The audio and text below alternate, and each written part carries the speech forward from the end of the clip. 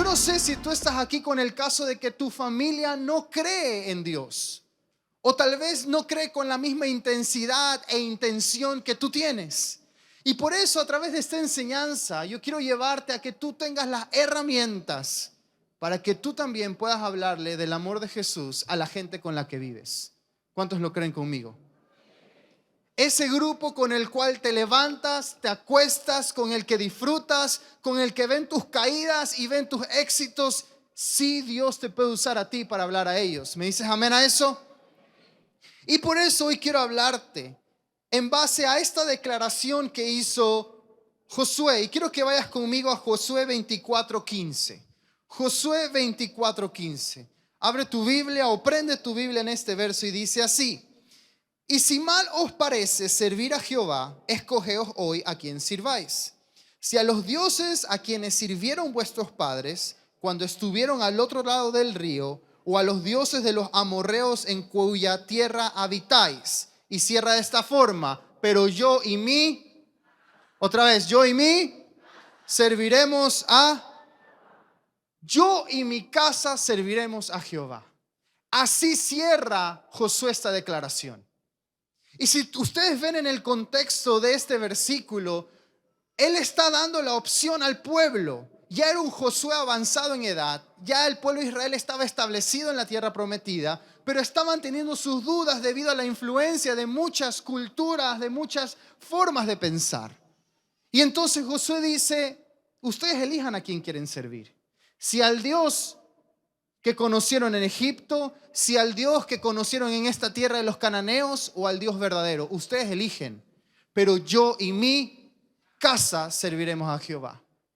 Y entonces esto me llama la atención porque puede ser, como te dije, que estés en ese contexto actualmente. Tú crees en Dios. ¿Cuántos creen en Dios y aman a Dios? ¿Cuántos creen en su poder? Y puede ser que esté el peso en tu corazón, es: ¿cómo yo voy a salir a la calle? ¿Cómo voy a hablarle a mis amigos si en casa no creen? Y puede causar una frustración, un peso en tu corazón, un pesar de querer ver a tu familia juntos aquí en la iglesia. ¿Cuántos tienen ese anhelo de que toda tu familia se sienta aquí en la iglesia? Y entonces, esta declaración es esencial para entender esto. Puede ser que tu familia haya elegido otras alternativas, que las hayan convertido en sus dioses. Puede ser que haya familias tuyas que están concentradas en hacer dinero, en los negocios, en los sueños, que Dios no es su prioridad ahorita. O tal vez respetan la idea de un Dios, pero no le sirven como tú, no le creen como tú, no lo buscan como tú. Y entonces yo te quiero dar 3 cosas hoy por las cuales tú puedes creer y puedes actuar en favor a tu familia. Amén. Mira cómo dice la versión de la Nueva Traducción Viviente. Así cierra Josué: pero en cuanto a mí y a mi familia, nosotros serviremos al Señor. ¿Qué tal si lo dices conmigo? Pero en cuanto a mí y mi familia, nosotros serviremos a Dios. Y aquí hay un orden. Habla primero de algo que voy a hacer yo. Yo primero voy a servir. Luego habla de la familia. Algo va a pasar conmigo en mi casa. Y luego el resultado es: vamos a servir a Jehová. Muchas veces esperamos que Dios sea el que actúe cuando Dios está esperando usarnos a nosotros como instrumento. Y esta declaración que hace Josué, muchas veces las tenemos colgadas en las puertas, muchas veces lo tienes un verso separado en tu celular y pensamos que es una promesa de Dios. Josué no está declarando o está traduciendo un mensaje de Dios. Él está haciendo una declaración propia. Le está diciendo al pueblo: elijan a quien quieren servir. Fue una de las últimas intervenciones de Josué al pueblo. Ya era avanzado en edad. Y entonces él dice: ustedes elijan. Ya conocen lo bueno y conocen lo malo. Vayan y elijan a qué Dios quieren servir. Si no les parece servir a Jehová, vayan y hagan lo que quieran. Pero yo y mi casa serviremos a Dios. Esto es una declaración en autoridad. Es Josué diciendo: yo y mi casa vamos a servir a Dios. No es una promesa de Dios diciendo: tú y tu casa van a servir. Es Josué tomándose la atribución, el atrevimiento de decir: ¿saben qué? Elijan lo que quieran, pero yo y mi casa serviremos a Dios. Y entonces yo me puedo tomar esto como: entonces Josué como es cabeza de hogar, lo decidió. Yo como una mamá, yo no puedo decidirlo, tengo que esperar que Dios hable a mi esposo. Josué estaba seguro de lo que estaba haciendo en casa. Josué estaba seguro de su trabajo y su influencia sobre sus hijos, sobre su pareja, sobre todo. Y él con seguridad dijo algo que ya estaba sucediendo. No solo está hablando a futuro, está hablando que en ese momento están sirviendo y seguirán sirviendo por el resto de sus días a Jehová. Entonces, esto es un recordatorio continuo que tenemos que hacer nosotros. Si tú estás aquí y tu familia no, o una parte de tu familia, y estás creyendo porque vengan, la primera persona que debe actuar somos nosotros. Pero es el actuar de menos palabras y más acciones. Es recordar continuamente nosotros mismos a quién servimos y que nuestras acciones influencien al resto a creer en nuestro Dios. Acompáñame a Deuteronomio 6, versículos 5 y 6 dice así: y amarás a Jehová tu Dios de todo tu corazón, de toda tu alma y con todas tus fuerzas, y estas palabras que yo te mando hoy estarán sobre tú. Ya van a ver los otros versos, pero este verso marca de una primera acción, y es que tú ames a Dios con todo tu corazón, con todas tus fuerzas, con toda tu alma, con todo lo que eres tú, ames a Dios y que Él esté primero en tu corazón. Cuando sucede eso, podemos tomar un paso con lo que vayamos a hacer con nuestra familia. Pero el que debe ser prioridad en nuestros corazones primero es Dios. Por eso cuando Josué declara, dice primero, yo y mi casa serviremos a Dios. Entonces hay acciones que él tomó primero, y lo primero es que él amaba y creía en Dios. Y lo que hoy yo quiero llamarte a ti es que Dios tome el primer lugar en tu corazón, y de esa forma tu familia va a comenzar a ver un cambio. Y entonces Deuteronomio continúa, versículo 7: y la repetirás a tus hijos. Di conmigo, repetir. Y hablarás de ellas estando en tu casa y andando por el camino y al acostarte y cuando te levantes. Y las atarás como una señal en tu mano y estarán como frontales entre tus ojos, y las escribirás en los postes de tu casa y en tus puertas. Entonces dice esto, que primero Dios es lo más importante y está en mi corazón. Amén. Y entonces con eso en mi corazón yo voy a mi casa y repito. Pero ojo, esto no es cuestión de ser intensos. Digan conmigo, no intensos. Digan conmigo, intencionales. Hay una gran diferencia entre exigir y forzar y decir y en tu casa y entonces te impones, a comenzar a ser intencionales en casa con lo que hacemos. Miren, intencional significa una idea que se persigue con cierta acción o comportamiento. No con palabras, con acciones y comportamientos.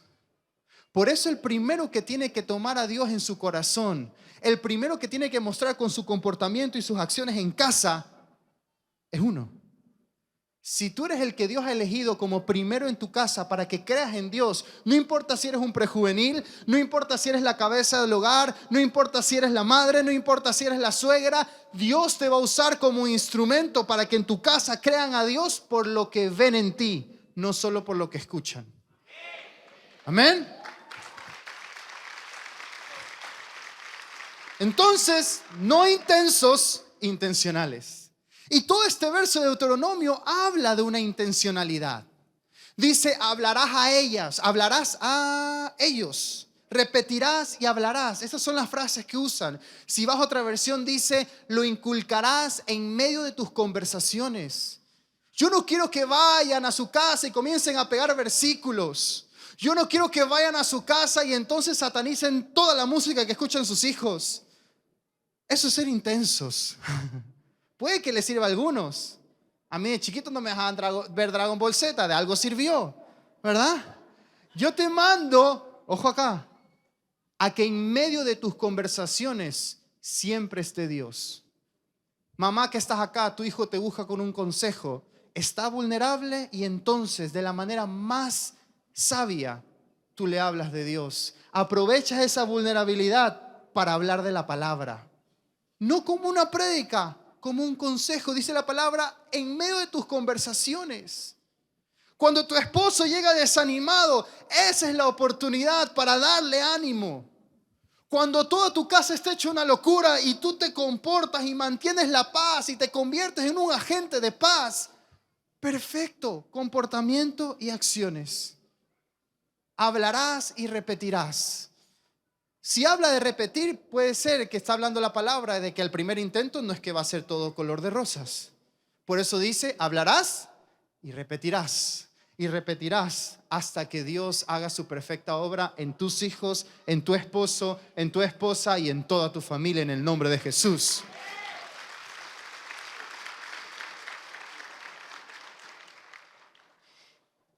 Y sigue el versículo diciendo, en tu casa, andando por el camino, al acostarte, al levantarte.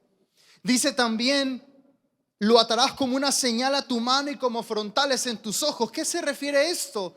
Los judíos tienen la cultura de amarrarse una especie de soga o cuero que se lo amarran por todo el brazo y se ponen un cintillo aquí con una caja. Y todo el cinto del brazo está escrito versículos para acordarse de la ley que tienen que cumplir. Cuando habla también el verso y dice, y lo escribirás en los postes de tu casa y en las puertas, también los israelitas tenían una costumbre, una mesusa, que es que ponían en su portón una cajita en donde había un verso que hablaba de que Dios es su único Dios. Y entonces tú ves que los israelitas, o bueno, puedes ver a un judío que ahora puede entrar a su casa y toca un poste. Todas esas cosas hablan de ser intencionales. De que todo lo que tú siempre estés haciendo te recuerde y recuerda a tu familia que Dios es primero. Que cuando viene un fracaso y viene un problema, tú mantengas la paz recordando Dios tiene el control. Que cuando venga un éxito y venga el pago de algo increíble y entre un dinero de más, tú digas, qué bueno que es Dios que nos prosperó. Y entonces todo lo que haces es ser intencional. Ojo acá, no es un loro repitiendo Dios, Dios primero, Dios, Dios, no.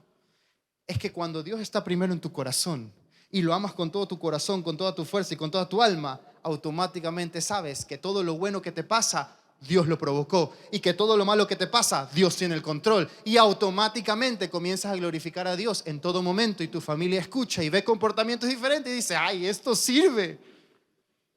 Ese es el fin. Amén. Entonces, intencionales, pero no intensos. Ahora, yo amo a Dios con todo mi corazón. Yo soy intencional. Y entonces vamos a la siguiente parte. Mi familia. ¿Cómo hago, pastor? De verdad que yo sí hago check a todo eso. De verdad, yo no soy intenso, un poquito, pero soy súper intencional. Tan intencional que los traigo de la oreja y los siento aquí obligados. Es más, aproveche, hábleles porque aquí están. Antes de tú servir a Dios, obligar a tu familia a servir a Dios, antes de exponerlos, tiene que haber un lazo indestructible en tu familia llamado unidad. Por eso es que Josué decía, yo, mi casa, y el resultado, servir a Jehová. En tu casa tiene que haber una unidad provocada por tus acciones, provocada por poner a Dios primero. Tu casa comienza a unificarse. Tu casa comienza a ver ese lazo indestructible del amor, y entonces cualquier situación no los va a romper, no los va a dividir, no los va a hacer entrar en contienda, y entonces todos juntos vamos a la casa de Dios y servimos a Dios. Y hasta ese entonces tú estás creyendo y estás viniendo y orando por tu familia como hoy lo vamos a hacer, pero confías en que Dios va a traer una unidad a tu casa primero. Por eso es que yo te quiero hablar de esto. Este segundo paso es crear este lazo indestructible en casa.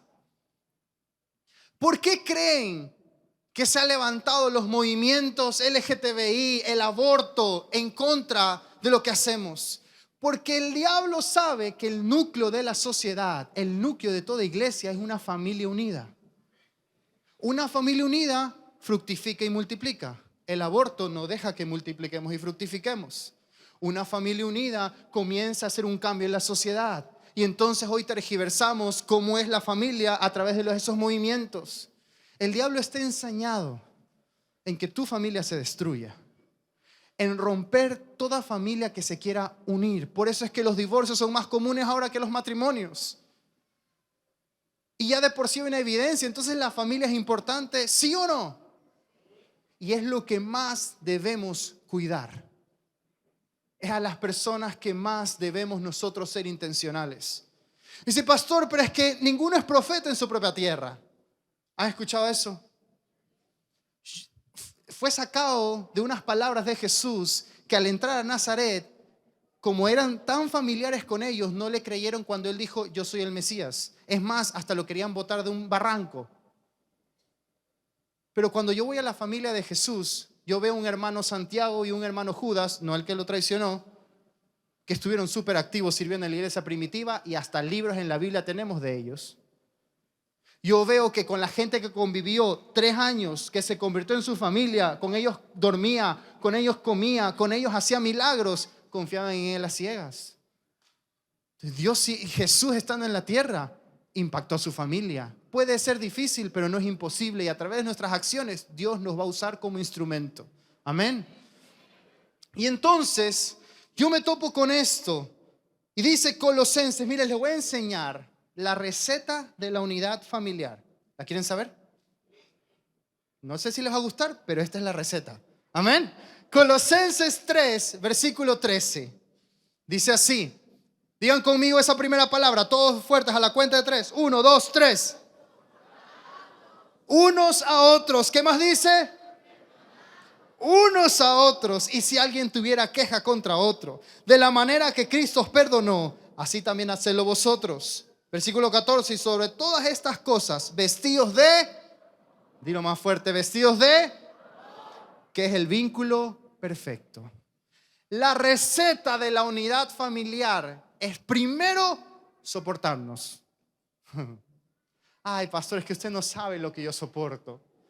Es que usted de verdad no sabe. Un día en mi casa y se vuelve loco. Dice la palabra, soportándonos. ¿Cuántos esposos soportan a sus esposas? No alcen la mano, pero va a haber problema después. ¿Cuántas esposas soportan a sus esposos? Ay, alcen la mano, no pasa nada, no, mentira. Soportándonos unos a otros. Si tú vas a ver otras versiones, dice tolerarse, ser comprensivos. Hay otra, esta les va a encantar, no digan amén. Dice no se enojen. Imagínate eso. No codeen, no se vale codear ahorita, por favor. Entonces dice sopor. Y lo segundo dice perdonarse. Y siendo muy comprensivo, tolerante a tu situación. Esta es una segunda receta, perdonarse. Pastor, es que usted no sabe lo que mi esposo me hizo. Es que, pastor, tú no sabes lo que mis papás hacen en casa. No creen en Dios y me hacen la vida imposible. Es que tú no sabes lo que es vivir en mi casa en constante pelea. Pero dice la palabra que nos perdonemos. ¿Por qué? Porque Cristo nos perdonó primero. No importa qué, no, sí importa lo que estás viviendo. Puede ser muy difícil, pero yo estoy seguro de algo. Jesús pagó una deuda más grande y más costosa al perdonarte a ti. Eso nos da toda la obligación de nosotros vivir bajo el perdón siempre. Porque gracias a Jesús tú estás aquí. ¿Cuántos son salvos en el nombre de Jesús? ¿Cuántos saben que son parte de un reino victorioso? Jesús pagó una deuda perdonándote tus pecados. Con mayor razón nosotros aquí en la tierra, no importa cualquier situación, soportamos y perdonamos. Pastor, eso es dificilísimo, de verdad. Ya mira, estaba bonito hasta repetir y no ser intensos, pero ahorita muy difícil. Por eso es que la palabra en el versículo 14 dice, sobre todas estas cosas, ¿cuáles? Soportarse y perdonarse, vestidos de amor. Lo primero que debe haber en ti es amor. El amor no es un sentimiento. El amor es una decisión. ¿Qué tal si sales de este lugar a decidir amar a tu casa, no importa qué? A decidir amar a tu pareja, no importa qué pase, no importa cómo sea, ni cómo se vuelva loco. Lo soportamos y lo perdonamos porque primero lo amamos. Entonces, cuando tú amas primero, el soportar y el perdonar viene como algo natural, fluye. Ahí está. ¿Es difícil? Sí. ¿Es de morderse la lengua? Sí. Pero como los amas, te muerde la lengua gozoso. Amén. ¿No me creen? ¿Esas serías son de amén o son de soportar, perdonar y soportar, perdonar y cuando tú tienes esta receta en casa, no va a haber situación que el enemigo pueda hacer que te destruya tu familia. Cuando tú soportas, perdonas y amas, pagas el mal que te hacen con el bien, no hay ninguna cosa que pueda destruir tu matrimonio. No importa qué tantas tentaciones haya, no importa qué tantos errores en el pasado, si hoy decides amar y hacer un borrón y cuenta nueva y decides fluir bajo el perdón y el soportarse, entonces el enemigo no va a tener cabida en tu matrimonio, ni en la relación con tus hijos. Y tus hijos no se seguirán perdiendo, sino que comenzarán a creer en el Dios que tú y yo creemos. Amén.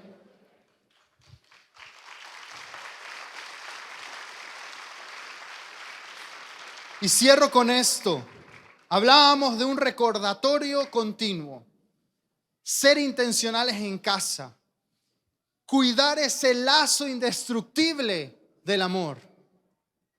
Y por último está en dejar un legado de fe. Dejar un legado de fe. Di conmigo legado. Dice Efesios 5:1. Sed pues imitadores de Dios como hijos y andad en amor como también Cristo nos amó y se entregó a sí mismo por nosotros, ofrenda y sacrificio a Dios en olor fragante. Si tú tienes el lazo indestructible del amor, que está lleno de soportar y perdonar, en base a ese amor, cuando hay un ambiente de amor, entonces viene la imitación natural. Nosotros imitamos a Dios porque Dios nos ama y es nuestro Padre. ¿Cuántos se sienten como hijos amados? Él nos perdonó, Él nos da milagros, Él hace cosas por nosotros, Él está pendiente, Él nos ha dado la victoria. Y entonces buscamos imitar a ese Dios. ¿Cuántos me dicen amén a eso? Cuando en tu casa hay ese ambiente de amor, entonces se genera la confianza para imitar. Pero si en tu casa no hay comportamientos de parte tuya que hablen del amor de Dios, o tú no estás generando y siendo un agente de paz, se pierde la confianza. Los hijos no creen, los hijos dudan. El esposo cree que estás loca. Pero cuando hay amor, el amor genera un ambiente en donde hay imitación. Y comienza la gente a imitar en tu casa lo que ve en ti, no lo que escucha, lo que ve. Amén. Y me topo con esto. 2 Timoteo 1:5. Dice así: recuerdo, esto es Pablo hablando a Timoteo, recuerdo tu fe sincera, como la tuvo primero tu abuela Loida y luego tu mamá Eunice, y estoy seguro de que tú también la tienes. Pablo no está diciendo qué linda tu fe, wow, ¿cómo lo hiciste? Le está diciendo, en tu fe veo la fe de tu abuela y luego veo la fe de tu mamá, y como resultado hoy tú la tienes. La abuela solo fue nombrada aquí como una mujer de fe. La mamá fue nombrada como solo una mujer de fe. Pero el legado que estas dos mujeres hicieron, lograron que un Timoteo sea usado con poder y sea uno de los discípulos del gran apóstol Pablo y sea usado en la iglesia primitiva. Tú no sabes qué va a ser tu legado de fe con tus generaciones. No sabes cómo Dios lo va a levantar el día de mañana. Si yo estoy aquí, ha sido por la fe de una abuela que cuando mis papás no iban a la iglesia, me llevaba a una iglesia donde solo era con himnarios. Pero ahí iba con mi abuela agarrada de la mano. Me encontraba con un primo que decía que luchaba con cocodrilos, y yo me encantaba ir para escuchar esas historias. E iba ya a la iglesia. Y después me encuentro en casa con una mamá, con un papá que siempre fueron hombres de fe. había o no había, en escasez o en abundancia, siempre Dios era el que proveía. ¿Sabes lo que hacía mi abuela? Los sábados nos levantaba a las 8 de la mañana y nos sentaba en su mesa a hacer devocionales. No me acuerdo de ninguno, pero algún efecto hicieron. Hasta el último de sus días, luchando con olvidarse de pensamientos, luchando con cáncer.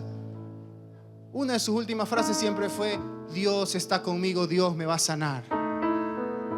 La fe de una abuela. ¿Fue pastora? No, fue una mujer que se dedicó a sus hijos y en su lugar comenzó a hablar y a sembrar y a ser intencional. No sabes tú lo que hoy decidas hacer por tu familia vaya a causar luego. Entonces yo me encuentro con que mi generación comienza a crecer y Benjamín nace. Viene el COVID, nació el día que nos encerraron a todos, 17 de marzo 2020. Yo lo tenía en mis brazos y ¡pum! Vino todo eso, parecía una película de Resident Evil. Y con mi esposa, después de unos meses, cuando pasó y se comenzó a reaperturar todo, nosotros tomamos una decisión. No lo voy a esconder en mi casa por miedo a un COVID. Si tengo que traerlo a la iglesia, si tengo que enseñarle a usar mascarilla, si lo tengo que exponer, lo expongo en esta iglesia para que él desde chiquito tenga esa cultura de venir a la casa de Dios. No lo obliga. Ahorita sí puede ejercer su ley, no tiene poder de decisión. Ahorita viene y porque va. Y lo visto igualito que yo. Pero luego sé que quiero inspirar en él y quiero poner en él, accionar en mi casa para que de él salga el querer venir. Y ya en toda su niñez él ha estado viendo. La otra vez, julio 2022, era en la época de retiros de provisión. Lo llevamos a un retiro, regresó y directo a la clínica. Primera vez Benjamín en la clínica. Había comido, estábamos predicando, estaba comiendo de todo en la clínica. Sale de la clínica después de 5 días y teníamos otro retiro a la semana. Y mi esposa y yo digo, bueno, ¿qué hacemos? ¿Lo dejamos con las abuelas? Dice, no, lo llevamos. No me juzgues. Pero queríamos que él esté en un ambiente en donde siempre sienta él que está en medio de la presencia de Dios. Y entonces resulta que yo estaba predicando y de repente veo que un chico comienza a correr por todos lados. Resulta que a mi hijo se le escapa a todo el mundo y se mete 1 año, 2 años, se mete en el escenario, coge un micrófono que encontró ahí y atrás mío, sin yo darme cuenta, estaba que predicaba en su idioma y a su forma, pero estaba que predicaba. Después yo me bajo a ministrar y él comienza a hacer lo mismo. Quiero que veas este video por unos segundos y quiero que no me veas a mí, míralo a Benjamín.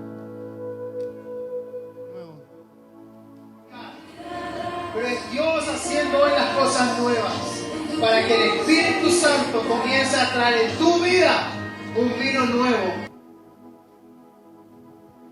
¿Eso le sucede solo a los pastores? Eso puede suceder en tu casa, puede suceder con tu familia. Yo he decidido hacer algo y es inculcar y hablar y hacer todo, porque la generación en la que mi hijo va a ejercer su relación con Dios va a ser un mundo bien difícil.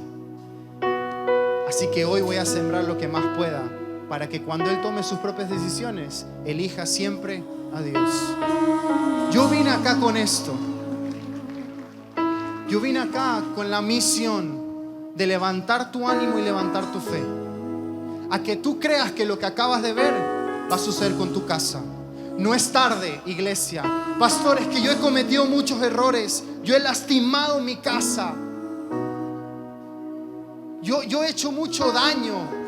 Mis pecados han lastimado mi casa. Hoy yo te vengo a hablar que no importa lo que hayas hecho, Dios puede cambiar tu realidad. Puede poner un antes y un después. Y que de ahora en adelante el hombre, la mujer que se levante, sus hijos vean a quien admirar y a través tuyo crean en Dios. Cuando Pablo y Silas van a la cárcel por cosas injustas, los recibe un carcelero. Y el carcelero, aparte de que ya venían golpeados, los sigue golpeando, los manda a la cárcel más oscura, les pone unas cosas sobre sus pies, los trató pésimo.